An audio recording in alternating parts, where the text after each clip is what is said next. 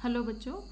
आज के इस वीडियो में बच्चों हम पढ़ेंगे किंगडम फंजाई के बारे में। इससे पहले वीडियोस में मैं आपको 5 किंगडम क्लासिफिकेशन समझा चुकी हूँ और उसके बाद हमने एक एक करके मोनेरा, प्रोटिस्टा, इन जगत के बारे में डिटेल में पढ़ा है। तो आज का वीडियो रहेगा हमारा about kingdom fungi, it's characteristic features and classification of kingdom fungi. ठीक है बच्चों, तो जब हम 5 किंगडम क्लासिफिकेशन पढ़ रहे थे उस समय हमने देखा था कि किन लक्षणों के बेसिस पे हमने इस किंगडम को अलग किया। सबसे पहले they all are eukaryotic cell containing organisms. जितने भी जीव इसमें आते हैं यूकैरियोटिक सेल कंटेनिंग है, मल्टी सेल्यूलर है, a few are unicellular too. ठीक है, कुछ जो है कुछ जैसे यीस्ट होता है ना, यीस्ट सैकेरोमाइसीज नाम है उसका, फंजाई में आता है बट वो यूनिसेल्युलर है। तो कुछ एक्सेप्शन या कुछ अपवाद भी हैं but mostly they are multicellular eukaryotes. ठीक है, मेन कैरेक्टरिस्टिक फीचर इसका एक और जो था जो इसे प्लांट किंगडम से अलग करता है वो है हेट्रोट्रॉपिक यानी कि विषमपोषी। ये क्योंकि इनमें क्लोरोफिल या हरित लवक नहीं पाया जाता तो ये अपना भोजन स्वयं नहीं बना पाते हैं। सो दे आर विषम पोषी या they are heterotrophic in nature. Mode of nutrition heterotrophic होता है। ठीक है, तो हेट्रोट्रॉपिक में भी किस प्रकार का इनका मोड ऑफ न्यूट्रिशन रहता है, या तो ये परजीवी होते हैं, एज अ पैरासाइट रहते हैं किसी अन्य जीव की बॉडी में, प्लांट्स की बॉडी में या एनिमल्स की बॉडी में, या फिर ये सैप्रोफाइट्स होते हैं। सैप्रोफाइट्स का मतलब होता है जो कि मृतजीवी जिसे हम हिंदी में कहते हैं, सड़ते गलते हुए पदार्थ से अपना भोजन ये लेते हैं। ठीक है, एक और मोड ऑफ न्यूट्रिशन ये शो करते हैं, that is known as symbiosis या symbionts. They are known as सहजीवी जिसे हम कहते हैं। सहजीवी में क्या होता है कि ये क्लोज एसोसिएशन में रहते हैं किसी अन्य जीव के साथ में और उसके साथ में रह करके अपना भोजन वगैरह लेते हैं, उससे इसको सिम्बायोसिस कहते हैं। और इस प्रक्रिया के दौरान ये नुकसान नहीं पहुंचाते हैं जिस जीव के साथ में ये रह रहे होते हैं। ठीक है, तो फंजाई यानी कि कवक, इसे हिंदी में हम कहते हैं कवक, शैवाल के साथ में सहजीवी के रूप में रहता है और एक लाइकेन का निर्माण करता है। लाइकेन अगर आपने सुना होगा, लाइकेन कवक और शैवाल का सह संबंध है। ठीक है, एक सिम्बायोटिक रिलेशनशिप में रहते हैं कवक और शैवाल, जिसमें कि कवक क्या करता है, भोजन लेता है शैवाल वाले पार्टनर से। ठीक है, और शैवाल में क्योंकि क्लोरोफिल पाया जाता है, हरित लवक पाया जाता है, तो वो भोजन का निर्माण कर लेता है। ठीक है, दोनों एक दूसरे को फायदा पहुंचाते हैं।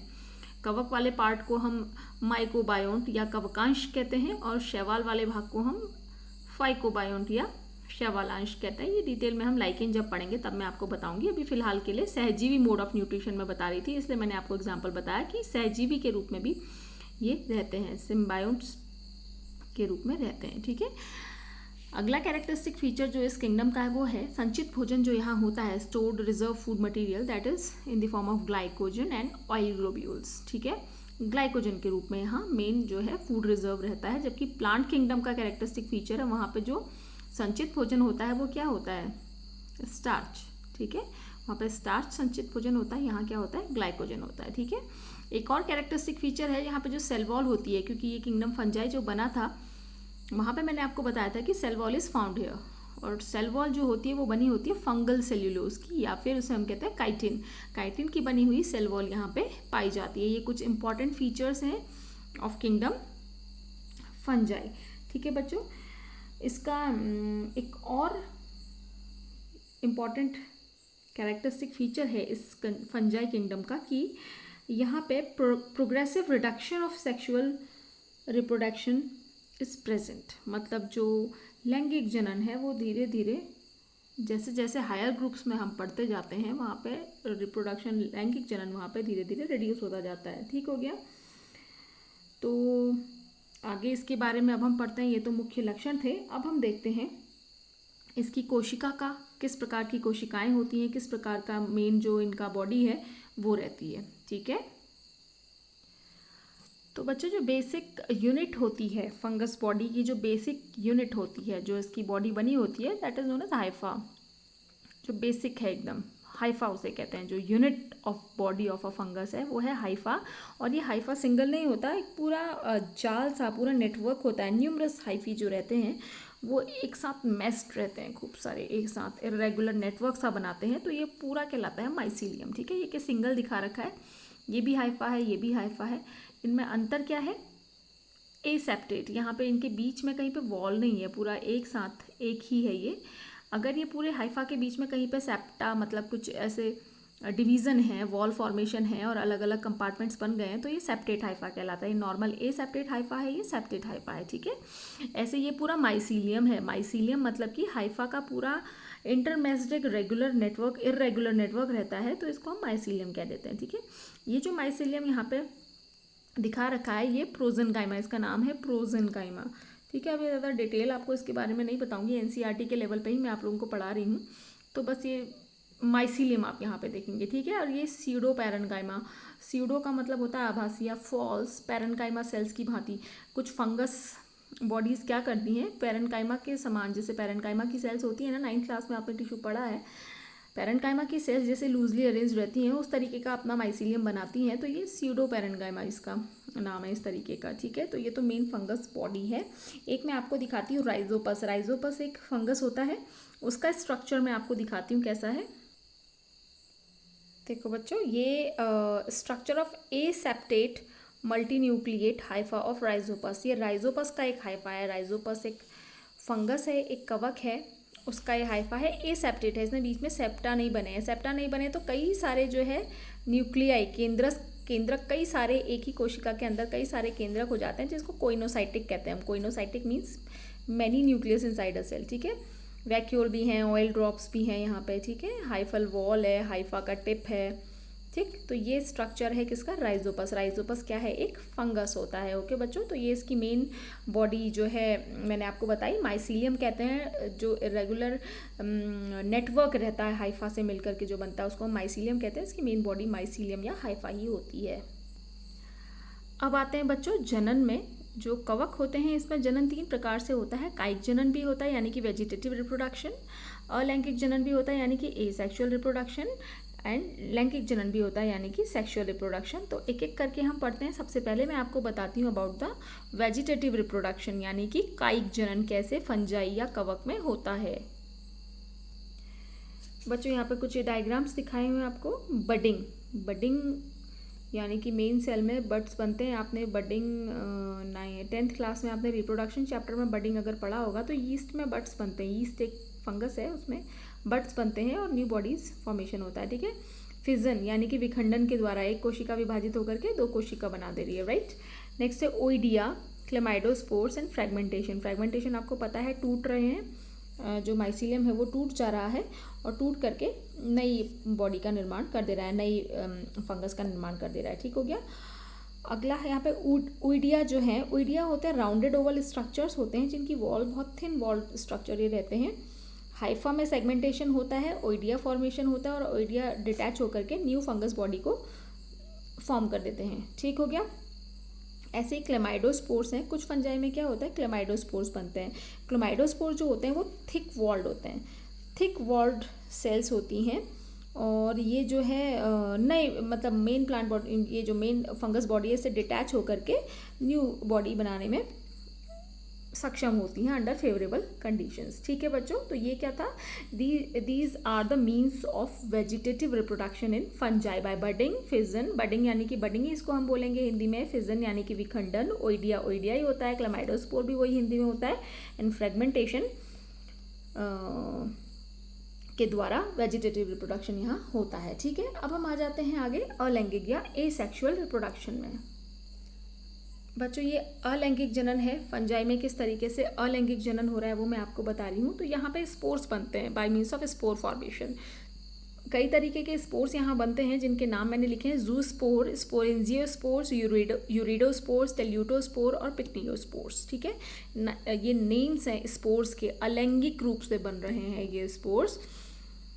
तो ये इनके द्वारा इनका निर्माण होता है मेन फंगस बॉडी में और ये मेन बॉडी से डिटैच होकर के क्या करते हैं, नए फंगस को बना लेते हैं। अभी जो स्पोर्स हैं, स्पोर्स का निर्माण होता है एक स्पेशल रिप्रोडक्टिव बॉडी में जिसे हम कहते हैं स्पोरेंजिया। ठीक है, स्पोर का निर्माण जिस बॉडी में होता है उसे कहलाते हैं, वो कहलाती है स्पोरेंजियोफोर। ठीक है। ये जो जूस्पोर बन रहा है वो स्पोरेंजियोफोर के ऊपर बनता है। अभी मैं आपको डायग्राम दिखाती हूँ इसका। ऐसे ही स्पोरेंजियोस्पोर्स हैं या यूरिडोस्पोर्स हैं, टेल्यूटोस्पोर्स हैं, ये स्पेशल स्ट्रक्चर्स में बनते हैं फंगस की बॉडी में, यानी कि कवक के शरीर में स्पेशल संरचना बनती है जिसे हम कहते हैं स्पोरेंजियोफोर, और उसमें जो है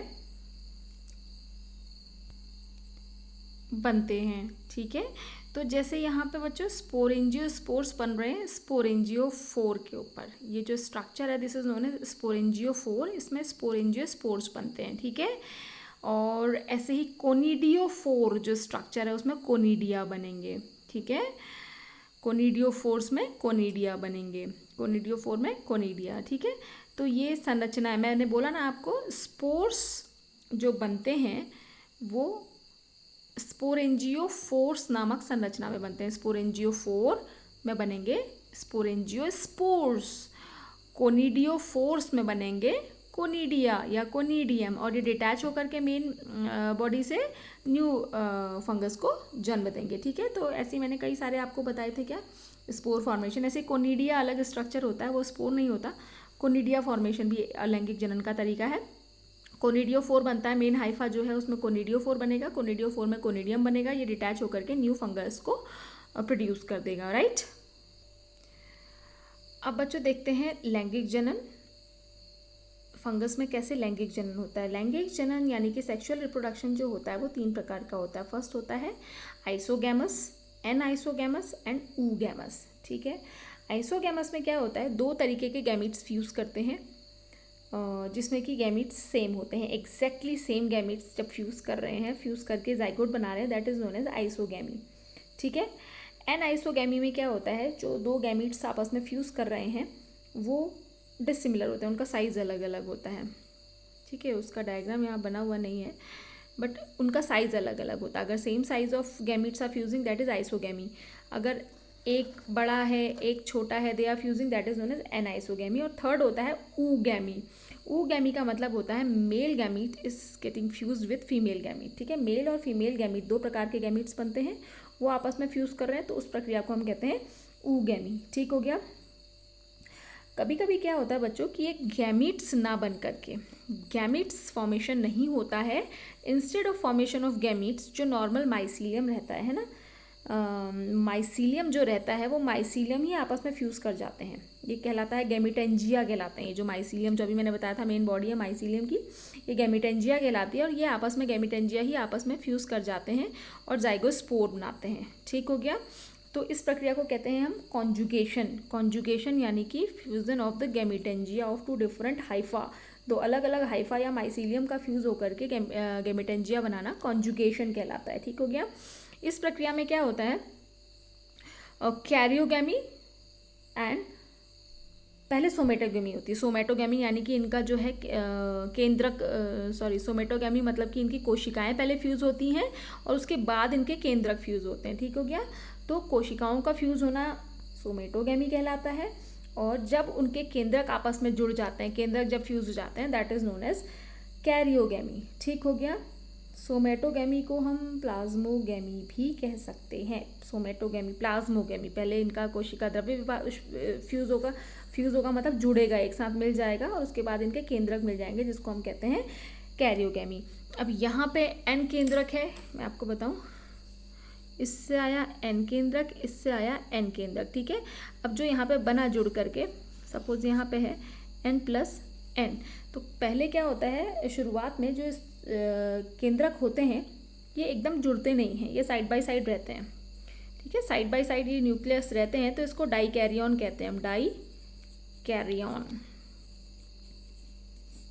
ठीक है, इसको कहते हैं डाइकैरियन। न्यूक्लियस जो आपस में अभी फ्यूज़ नहीं हुए हैं, इस स्ट्रक्चर को हम कहते हैं डाइकैरियन, और फिर बाद में ये कैरियोगैमी के पश्चात ये फ्यूज़ हो जाते हैं। ठीक है, तो ये है लैंगिक जनन कैसे हो रहा है फंजाई में।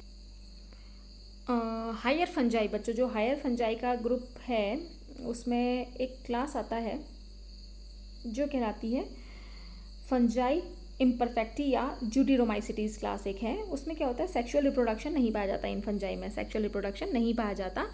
इस वीडियो में बच्चों हमने about characteristics of kingdom fungi पढ़ा, कैसे इनमें लैंगिक अलैंगिक और कायिक जनन होता है ये पढ़ा। अब ये वीडियो क्योंकि थोड़ा लंबा हो गया है इसलिए अब मैं आपको फंजाई के क्लासेस के बारे में नेक्स्ट वीडियो में पढ़ाऊंगी। Thanks for watching my video बच्चों।